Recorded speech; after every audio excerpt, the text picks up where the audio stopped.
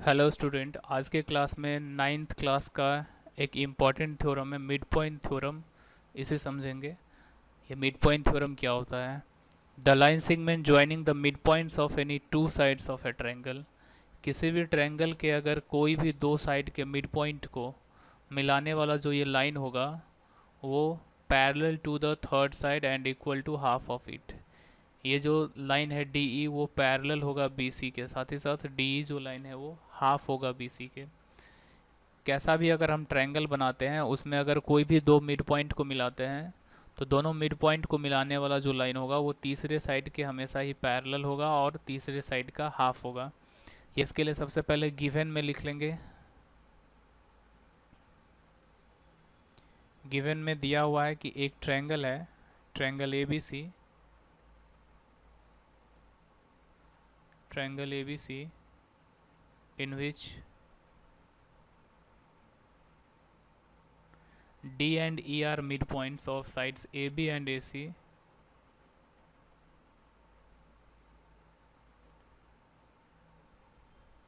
D and E are midpoint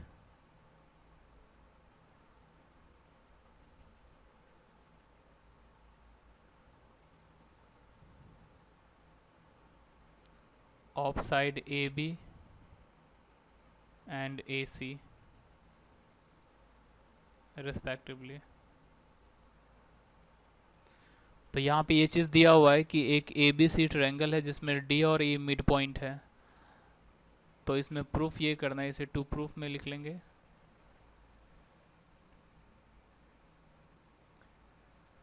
proof करना है कि डी ई लाइन पैरेलल होगा बी सी के, D E parallel B C. और दूसरा ये प्रूफ करना है D E equal to half of B C. ये दो चीज़ हमें प्रूफ करना है। तो सबसे पहले यहाँ पे हमें कुछ कंस्ट्रक्शन करना होगा। ये बी डी के पैरेलल में एक लाइन यहाँ पे हमें ड्रॉ करना होगा।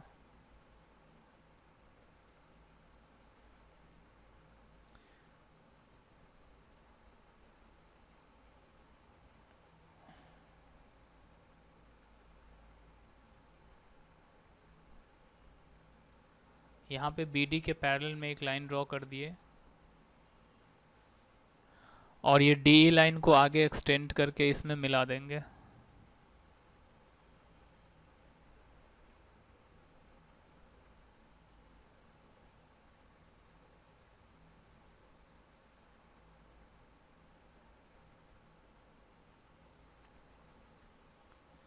ओके, तो यहाँ पे ये कंस्ट्रक्शन लिख लेंगे हम।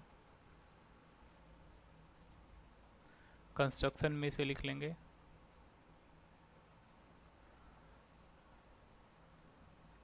यहाँ पे नाम दे देंगे C F. Suppose draw C F, C F parallel to B D या फिर बी ए बोल सकते हैं। बी ए के पैरेलल है ये लाइन, बी ए। इसके बाद इसमें हम इसको मिला लिए हैं, डी ई को आगे एक्सटेंड करके एफ तक ज्वाइन कर लिए हैं। ओके, अब इसका प्रूफ हमें ये प्रूफ करना है कि डी लाइन पैरेलल है बी सी के। तो डी और बी सी को पैरेलल करने के लिए अगर हम बी सी एफ डी इसे अगर पैरेललोग्राम प्रूफ कर दे तो D F line B C के पैरेलल हो जाएगा। और अगर डी एफ बी सी के पैरेलल हो गया तो फिर डी ई भी बी सी के पैरेलल हो जाएगा। तो सबसे पहले हमें डी बी सी एफ इसे एक पैरेललोग्राम प्रूफ करना होगा। तो पैरेललोग्राम प्रूफ करने के लिए हमारे पास किसी भी क्वाड्रिलेटरल को अगर पैरेललोग्राम प्रूफ करना है तो उसका one pair of opposite sides अगर पैरेलल हो जाए और इक्वल हो जाए तो फिर वो एक पैरेललोग्राम प्रूफ हो जाता है। तो यहाँ पे बी डी लाइन और सी एफ लाइन ये पैरेलल है। बाय कंस्ट्रक्शन से हमने ऐसा किया है कि बी ए और सी एफ अगर पैरेलल है तो बी डी और सी एफ भी पैरेलल ही होगा। अब अगर हम बी डी और सी एफ को इक्वल प्रूफ कर दे तो फिर ये एक पैरेललोग्राम बन जाएगा। तो बी डी और सी एफ का तो डायरेक्ट कहीं से रिलेशन नहीं दिख रहा है, लेकिन बी डी जो है वो ए डी के इक्वल है क्योंकि डी यहाँ पे मिड पॉइंट है। अगर डी मिड पॉइंट है तो ए डी और बी डी दोनों इक्वल है। तो अगर हम ए डी और सी एफ को इक्वल कर दे तो फिर सी एफ बी डी के भी इक्वल हो जाएगा। अब ए डी और सी एफ को इक्वल करने के लिए हमारे पास ये दो ट्रायंगल है, एक ये और एक ये दोनों ही ट्रायंगल को हमें सबसे पहले कॉन्ग्रुएंट करना होगा। तो इस दोनों ट्रायंगल को कॉन्ग्रुएंट कर लेते हैं in triangle A E D and triangle C E F. अब इस दोनों ट्रायंगल में सबसे पहले ए ई और सी ई ये दोनों इक्वल है, क्योंकि ई मिड पॉइंट है। तो यहाँ से लिख सकते हैं A E equal to C E, A E equal to C ई।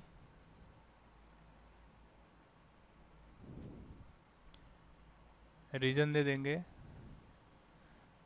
कि ई जो है वो मिड पॉइंट है।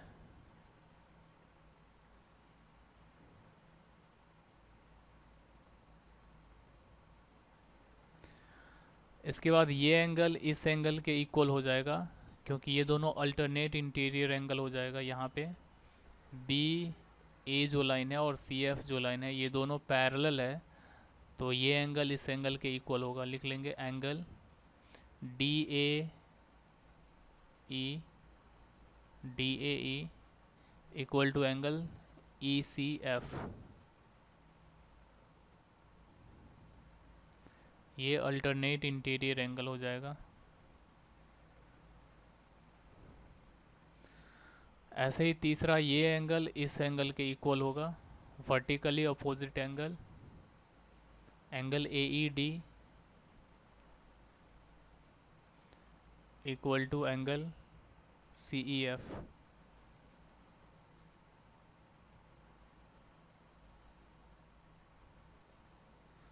Vertically opposite angle. ओके, तो यहाँ पे ये एंगल बराबर है, ये एंगल इक्वल है और बीच का साइड इक्वल है, तो एंगल साइड एंगल से ये दोनों ट्रायंगल कॉन्ग्रुएंट हो जाएगा। तो लिख सकते हैं therefore triangle A E D congruent triangle C E F.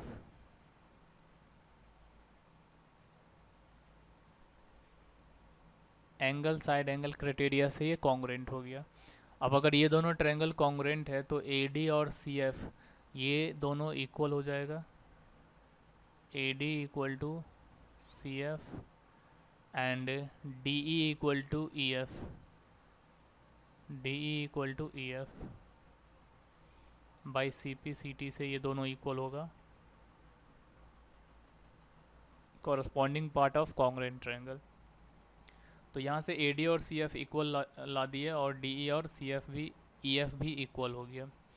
A D और सी एफ अगर इक्वल है और ए डी जो है वो बी डी के इक्वल है, तो यहाँ से बी डी और सी एफ भी इक्वल हो जाएगा। अब इसमें कुछ इरेज कर दे रहे हैं।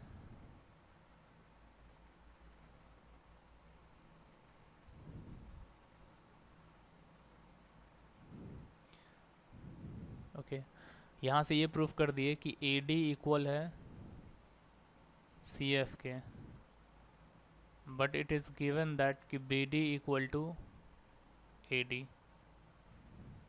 सी एफ इक्वल हो जाएगा बी डी के। सी एफ और बी डी दोनों इक्वल हो गया, साथ ही साथ सी एफ और बी डी दोनों पैरेलल है and C F parallel B D. तो किसी भी क्वाड्रिलेटरल का दो साइड्स अगर पैरेलल है और इक्वल है तो यहाँ पे ये एक पैरेललोग्राम बन जाएगा। बी सी एफ डी ये एक पैरेललोग्राम हो जाएगा। तो लिख सकते हैं therefore B C F D is a parallelogram. अब अगर पैरेललोग्राम प्रूफ कर दिए तो हमें डी एफ जो है वो पैरेलल हो जाएगा बी सी के,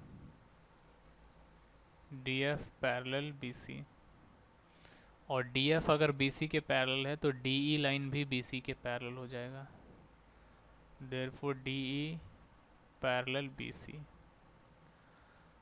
फर्स्ट वाला पार्ट हमने यहाँ पे प्रूफ कर दिया है कि डी ई लाइन पैरेलल है बी सी के, ये प्रूफ करना था D E parallel B C. अब डी ई को हाफ बताना है बी सी के, तो डी ई जो है वो डी एफ का हाफ है। क्योंकि अभी प्रूफ किया है कि डी ई और ई एफ दोनों इक्वल है, ये भी प्रूफ कर चुके हैं कि डी ई और ई एफ इक्वल है।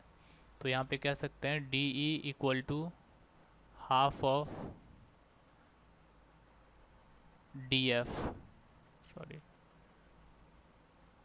D F. और डी एफ को बी सी लिख सकते हैं क्योंकि पैरेललोग्राम का अपोजिट साइड्स इक्वल होते हैं, तो इसे लिख सकते हैं D E equal to half of B C. D F को बी सी लिख दिए, ये सेकेंड पार्ट भी प्रूफ हो गया।